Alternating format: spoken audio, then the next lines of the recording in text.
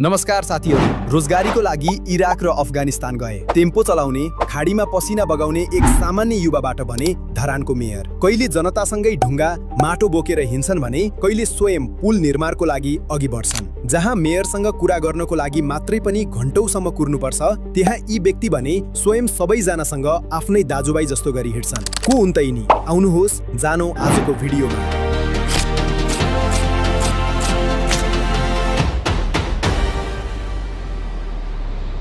आज हामी कुरा गर्दैछौँ नेपालको सबैभन्दा चर्चित र क्रान्तिकारी व्यक्तित्वको हर्क साम्पाङ अनि अहिले सुनसरी 1बाट सांसद बनेका हर्कराज राई, जसलाई सबैले हर्क साम्पाङ भन्छन्। हालैको प्रतिनिधि सभा चुनावमा उनले जितेपछि पुरै देशमा हल्ला मचियो, श्रमबाट संसदसम्म। छुन सक्ने सरकार, भेट्न सक्ने सरकार, बोलाउँदा बोल्ने सरकार चाहियो नि, चाहिएन?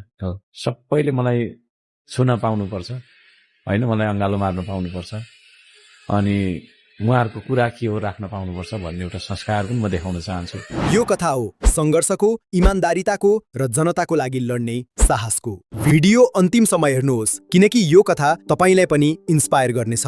हर्क साम्पाङको जन्म विक्रम सम्वत 2039 फागुन 15मा खोटाङ जिल्लाको खारतम्छा, अहिले केपिलासगढी गाउँपालिकामा भएको थियो। उनी किरात राई परिवारमा जन्मिएका थिए। बुबा तिल विक्रम राई ब्रिटिस गोर्खा सैनिक हुनुहुन्थ्यो भने आमा जसमाया राई। उनको परिवार साधारण थियो र बुबाको पेन्सनले घर चल्थ्यो।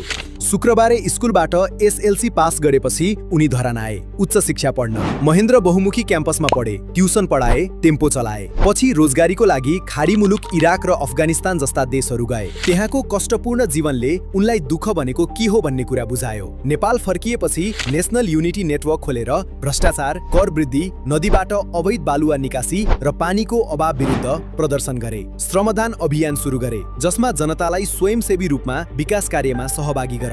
यो धरान मोडेलको रूपमा चर्चित भयो। 2079 को स्थानीय चुनावमा स्वतन्त्र उम्मेद्वार बनेर धरानको मेयर पद जिते, 20,821 मत सहित। नेपाली कांग्रेस र एमालेका बलिया उम्मेद्वारहरूलाई हराएर इतिहास रचे। मेयर भएपछि उनले यसै कोठामा बसेर फाइल मात्र हेरेनन्, कोदालो बोकेर जनतासँगै जंगलमा गए। कहिले ठूला ठूला ढुङ्गाहरू बोके, कोकाहा खोलाबाट पानी ल्याउने काम गरे। खानेपानी, सडक, पुल सबैमा श्रमदान अभियान चलाए। श्रम पिता भनेर चिनिए। मेयर पदमा रहँदा पनि उनी पुराना राजनीतिक दलहरूसँग असन्तुष्ट थिए। भ्रष्टाचार, ढिलासुस्ती र जनताको व्यवस्था विरुद्ध बोलिरहे। अन्ततः उनले श्रम संस्कृति पार्टी स्थापना गरे। प्रतिनिधि सभा चुनावका लागि मेयर पदबाट राजीनामा दिए। धेरैले जोखिमपूर्ण भने, तर जनताले उनलाई साथ दिए। सुनसरी 1बाट उम्मेद्वार बने। राष्ट्रिय स्वतन्त्र पार्टीकी गोमा तामाङ एमालेका उम्मेद्वारहरूलाई हराउँदै 35,741 मत प्राप्त गरेर विजयी भए। 40.68% मत सहित ठूलो अन्तर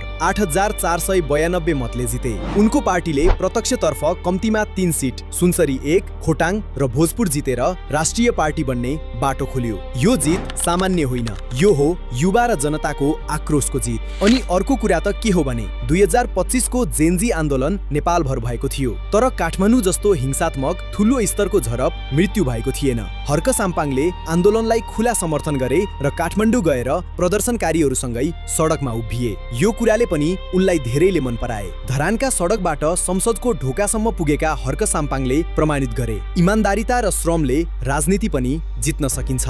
हर्क साम्पाङको बोल्ने स्टाइल एकदम सिधा र कडा छ, भाइरल कोट्सले भरिएको। तपाईले खाने भात तपाई आफै उत्पादन गर्न सक्नुपर्छ, तपाईले लगाउने लुगा तपाईले आफैले बनाएको हुनुपर्छ, तपाईले खेलाउने मोबाइल, तपाईले खेलाउने यस्ता मोबाइल चाइनाबाट आएको, अमेरिकाबाट आएको हुनु भएन, यही देशमा बनाउनु पर्छ। म ढुङ्गा बोक्छु किनभने ढुङ्गा नबोकिकन निर्माण हुँदैन भन्ने सत्य मैले बुझेको छु, त्यो तथ्य बुझेको छु। गोरु भने गोरु, मलाई गोरु है, मलाई गोरु भन्ने अत्यन्तै प्यारो लाग्यो। देश बाँझै छ नि त, त्यसले गर्दा त्यो चिर्नका लागि आएको गोरु। उद्योग खोल्छु भन्दा मुद्दा लाग्ने देश, श्रमदान गर्छु भन्दा मुद्दा लाग्ने देश, मकै रोप्छु भन्दा मुद्दा लाग्ने देश। कस्तो देश हो यो र म प्रश्न गर्न चाहन्छु, कसको देश हो यो? के अरे अर्थमन्त्रीको नाम तपाईलाई थाहा छैन? अर्थमन्त्री नाम थाहा छैन मलाई।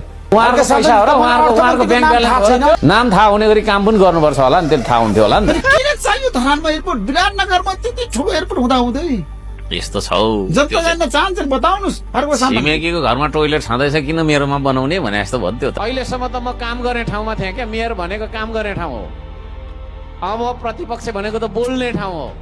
अब विचार गर्नु न, कति बोल्छ होला हर्क साम्पाङ। साथीहरू, हर्क साम्पाङको यात्रा बताउँछ सामान्य मान्छेमा पनि इमान्दारिताले ठूलो परिवर्तन ल्याउन सक्छ।